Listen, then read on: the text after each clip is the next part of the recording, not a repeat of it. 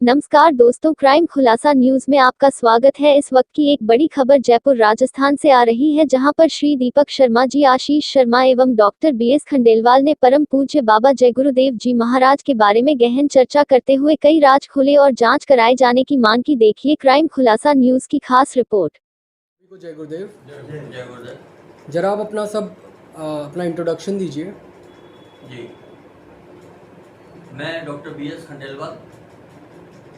मैंने Jaipur SMS medical college से graduation की है।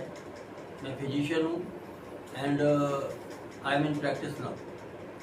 आप मैं दीपक शर्मा जयपुर से बिलोंग करता हूँ और 1983 से मैंने ये जो आप देख रहे हैं टाट, ये गुरु महाराज के आदेश पर पहना और आज तक यथावत पहने हुए हूँ। और गुरु महाराज ने मुझे प्रदेश का अध्यक्ष भी बना करके रखा हुआ है, जब से आज तक मैं उसकी जिम्मेदारी बराबर निभा रहा। मैं आशीष शर्मा, मैं सीकर जिले से बिलोंग करता हूँ। मैं भी सबसे आप बाबा जय गुरुदेव के संपर्क में कब से हैं, उनका भी जरा परिचय दीजिए। जी, 1952 में बाबा जय गुरुदेव ने सत्संग का प्रारंभ किया था। पूरे देश में धर्म का प्रचार प्रारंभ किया था।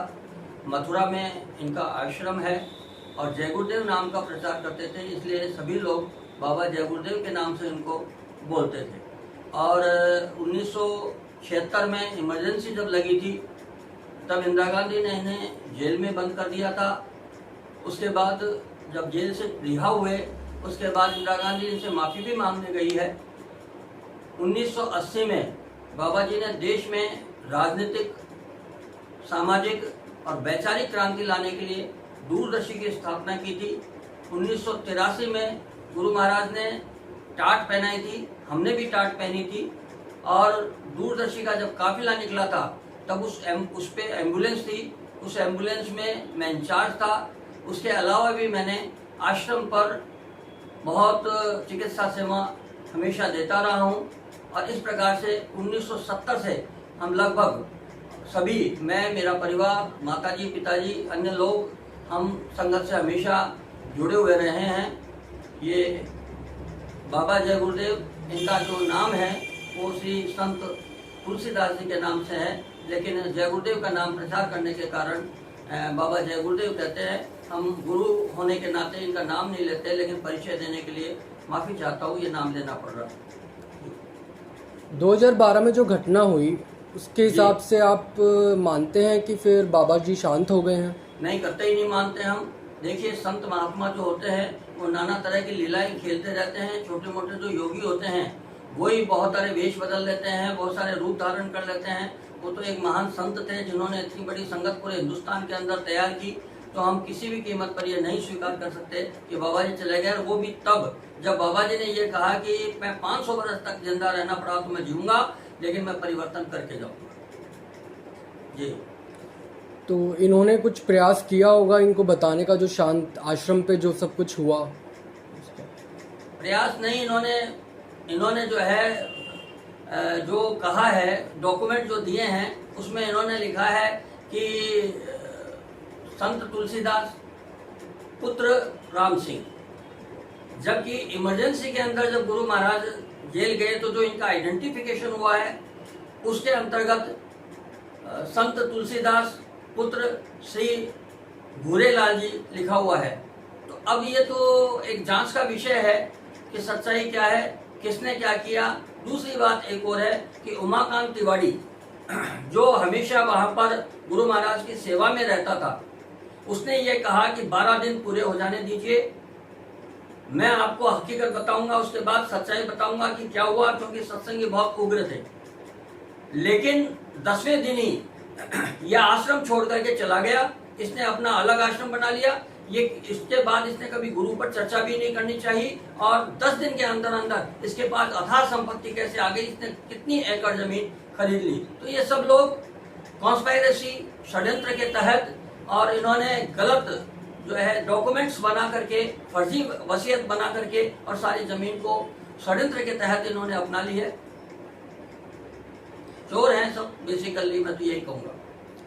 जो अभी बाबा जय गुरुदेव संस्था है, प्रचारक संस्था, वो अभी कौन संभाल रहा है? लेकिन उनका ड्राइवर था पंकज यादव उसका नाम है, उसी ने फर्जी वसीयत बना करके, और जैसा मैंने अभी बताया उसने फर्जी वसीयत बना करके और उस पूरे आश्रम के ऊपर एक तरह से कब्जा कर रखा है, जिसके लिए कोर्ट केस भी चल रहा है। वास्तव में देखिए, नियम तो यह है कि जय गुरुदेव धर्म प्रचारक संस्था के अध्यक्ष बाबा जय गुरुदेव थे आजीवन, और उनकी उपस्थिति में उपाध्यक्ष श्री राम प्रताप जी जो भरतपुर के हैं, टाटधारी हैं, उनको उपाध्यक्ष बनाया गया था। नियम यह होता है कि अध्यक्ष की अनुपस्थिति के अंदर, उनकी गैर हाजिरी में एक उपाध्यक्ष, उसको सारी संगत को संभालना चाहिए, वही जिम्मेदार होता है।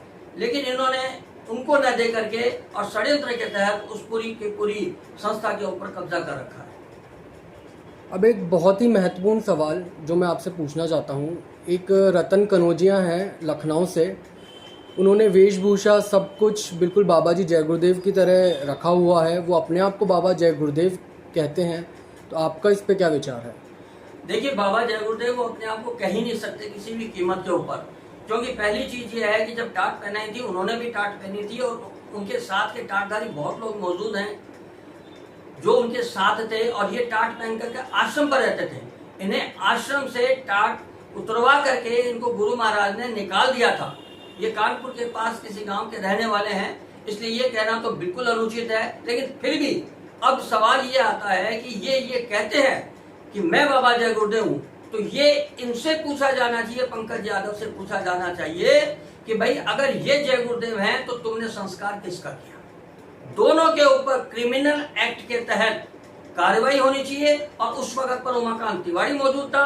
इन सब पर क्रिमिनल एक्ट के तहत कार्रवाई होनी चाहिए और पूरी जांच होनी चाहिए। वो कहते हैं मैं हूं, तो उसका साक्ष्य पेश करें। इन्होंने जो गुरु महाराज को अगर ये कहते हैं कि हमने वो शांत हो गए, चले गए, तो ये अपना साक्ष्य पेश करे और सच्चाई सारी जनता के सामने आए, और सारी हमारी जो संगत है वो आज गुमराह हो रही है, परेशान हो रही है, तो उस सारी संगत को सही रास्ता मिले। जरूर। चलिए, अंत में मुझे बताइए, आप जो सत्संगी हैं उनके लिए क्या मैसेज देना चाहते हैं? जी, सत्संगियों को तो देखिए मैं यही मैसेज देना चाहूँगा कि आप गुरु पर दृढ़ विश्वास रखिए और साधन भजन करिए और समय का इंतजार करिए। आप ऐसे गुरु को छोड़ करके आप इधर उधर अगर भटकते हैं तो ये आपकी बहुत बड़ी भूल होगी। इसलिए मैं सबसे यही विनती और यही प्रार्थना करूँगा कि आप प्रेम पूर्वक रहें और मालिक पे विश्वास रखें। जय गुरु।